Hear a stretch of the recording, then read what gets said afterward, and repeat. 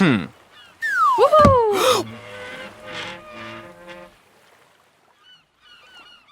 We've been breaking down consciousness. Yes, we have. Went through our senses. We talked about switching modes and how that feels. Yeah. Today we're going to talk about something that I think that people feel is definitely the exclusive domain of humans / other living organisms, emotions. Emotions. So we're going to talk about some specific emotions and delve into them. But before we do that, let's just talk generally a little bit. What is an emotion? Tough question. I know, right? So it's kind of like consciousness, right? Where it's like, Yeah. oh, the mystery of consciousness, and they don't even bother to break it down, right? What are people even talking about when they say an emotion?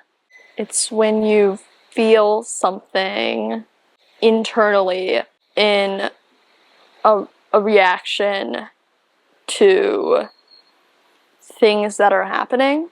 Like, it's sort of almost your brain's designation for what exactly is going on. Like, if it's a good thing, then you feel happy and you know that it's a good thing. If there's a bad thing that's happening to you, you feel sad because it's a bad thing, etc. For like things like anger, things like fear. It's your brain's way of letting you know how you should react to these things, whether they're like external or internal things, I guess. So you said a couple of things that I would like to break down just a little bit. You discussed intent, that they happen to you. Yes. So they're not intentional. Definitely not. Can you explain, how does something make you emotional? When something happens to me, I don't make an active choice how I feel about it. It's sort of just like, in relation to myself, how that affects me, whether it hurts me, whether it like delays what I've been working on, whether it's like an improvement of my life, et cetera, etc.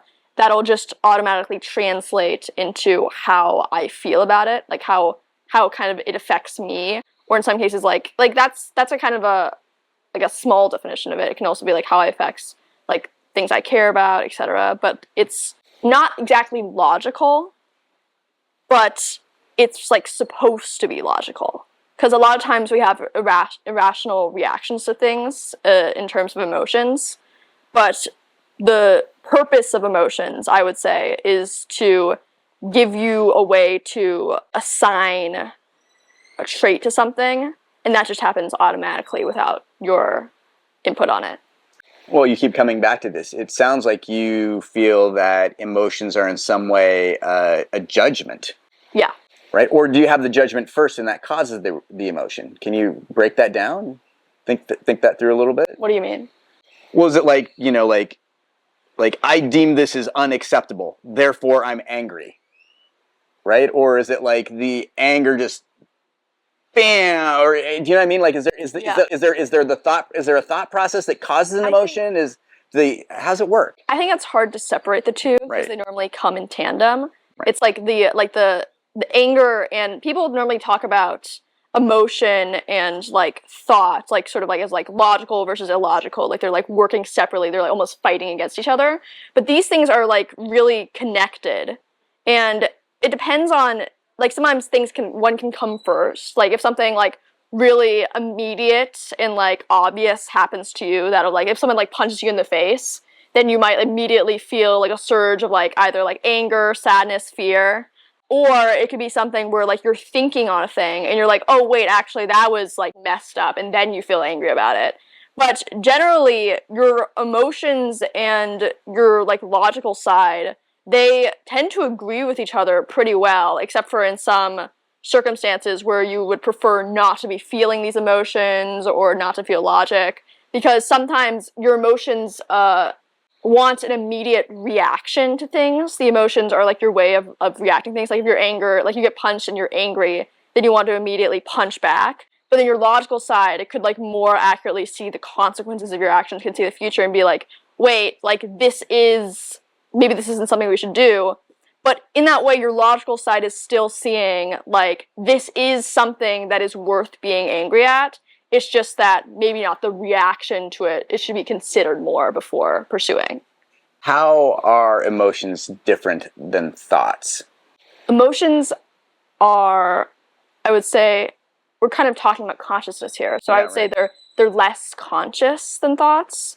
Because thoughts can't always be like controlled completely. There's like things like just like your there's like your train of thought, like you don't really know where it's going, or there's some people that have like intrusive thoughts, which are just thoughts that you're like completely not in control of, and are sometimes just like actively like based off of like your fears or your anxieties. But what thought is generally, it seems like you are your thought, like you are consciously thinking about something. It's like something that you don't have complete control over, but it's something that really feels like, oh, like your inner voice, you know? Mm-hmm. Well, emotions seem like something foreign that's coming at you.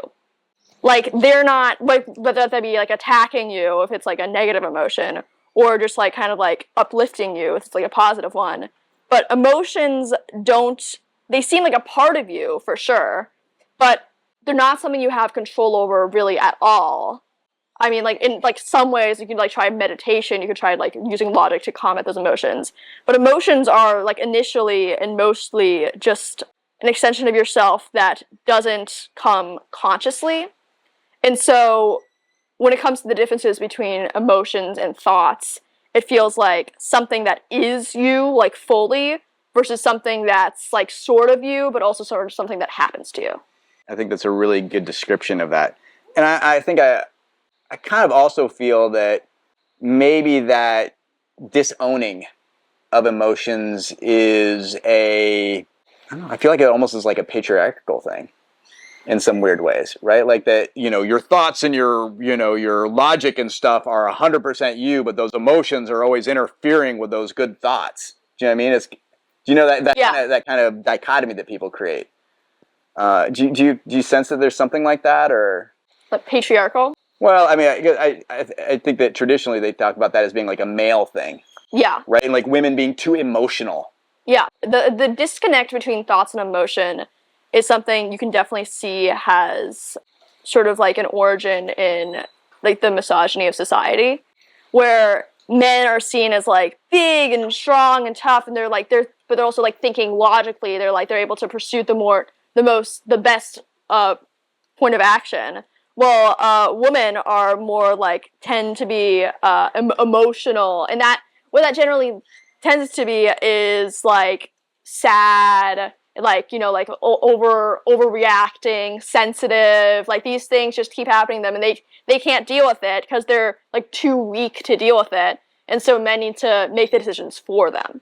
And this can also, there's like a lot of different parts of this. Like sometimes we'll talk about like periods and how like when women are on their periods they can't do anything, or they'll talk about like in context of like war, where it's like, oh, like men can fight in war because they're able to like make the most tactical decision.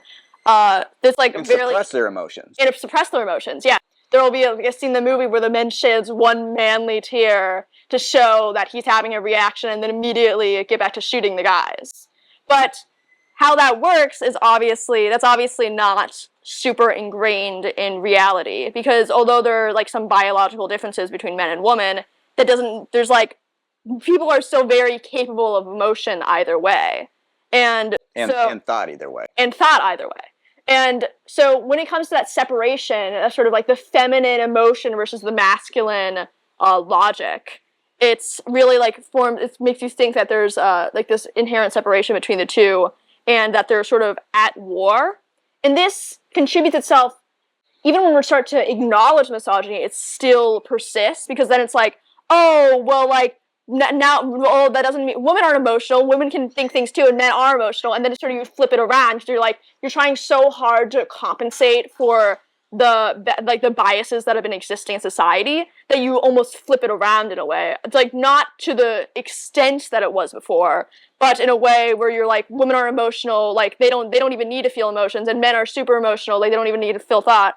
But really, when we're trying to tear it down, a more realistic interpretation of it would be like, thoughts and emotion, they aren't opposite sides at all. They're not warring at all, and one does not mean the exclusion of another. It means like they exist together, and they're kind of really intrinsically connected. It's really hard to feel an emotion without immediately thinking of like a way to act on that emotion, or to think a thought without an emotion sort of coming from that thought. So when we think about like the way that our society has interpreted logic and emotion, thought and emotion, and like men and women for so long, it's not only that one goes to one gender and one goes to another, it's that they're separate at all, because they're really not separate, they're just two parts of a whole. Are people always in some emotional state, or is there sort of a state where you're not affected by emotion? Like you're not emotional? There are states of numbness that you can be in for emotion, certainly, where you sort of feel like you're not feeling anything at all. And that's normally not a good thing. That's a very common symptom of like depression, for example. But I think also like flow states. Yeah. Right, where you're like playing a video game or something. I mean, you may be having emotional reactions internally, but I feel like there is almost like a and that's the flow state is, I feel, to a certain extent what the like epitome of like masculinity is after, where it's like, oh, certainly there are emotions supposedly there, but you're just so focused and going on that like you can't even focus on the emotions. Your logical side's over. But I think that although a state like that certainly exists, emotions aren't completely divorced from it as the expectation is. Because even when you are like focused on something and you're like really like in the mode, like that is when you're like playing a game, you're still going to feel like happy about playing the game because it's like something you enjoy. Like when you're like working on something you don't like, you might still feel like sad about the fact that you're working on it. Like those emotions are like, they might be like kind of an undercurrent to like the current, like to like the thought that's like going on like constantly to the next thing. But they still exist, they're still there. If you like stop for a second, you can definitely identify them. And if like something suddenly happens that you suddenly like win the game that you're focused on or something, then obviously that emotion is going to suddenly upshoot and like overwhelm you, and you're going to be like, oh wait, like a smaller version of that was maybe there all along.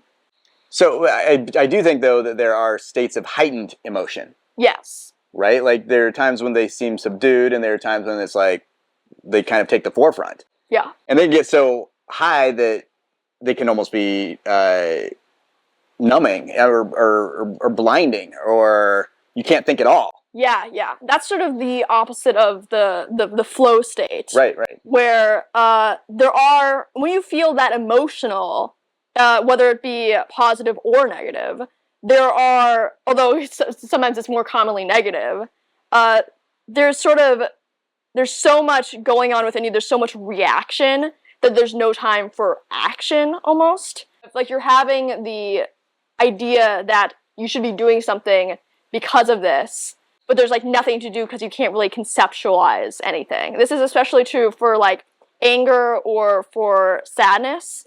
Like when you're really sad about something, you sort of just tend to like exist in almost a non-state. Like it's like what people see as like depression, where you're just like laying around in bed all day and not doing anything, because that's because the sadness is so overwhelming that you're not able to do anything at all. And when it comes for anger is really interesting because it's almost like the stereotypical reactive emotion. Like you're angry, so you do something about it. But when you're like so overwhelmed by that anger, that injustice, or like whatever is coming from that fury, then you're like so like set on a track of like what you should do that you're like not doing anything at all because you're just overwhelmed by that. And there are, just similar to the flow state that we said before, there are still thoughts there, but they're almost like disconnected, like half there, half not thoughts, where you're certainly thinking about something, but you're not even thinking about anything but that emotion. You're thinking like, I'm so angry right now, I'm so furious, like this is such a bad thing, like I should like when it comes to anger, sometimes that's like violent expressions of that, but that'll be internal, and it'll be just so connected to the anger that as soon as you like just get a little bit away from that emotion, like I'm so angry, so I should, then you just come circling right back around to your anger. We hope that you enjoyed that video, and if you did, please consider checking out the next one in the series. Or some of our other series on philosophy and life. We upload videos every Friday, so don't forget to like and subscribe. Like and subscribe. See you next week.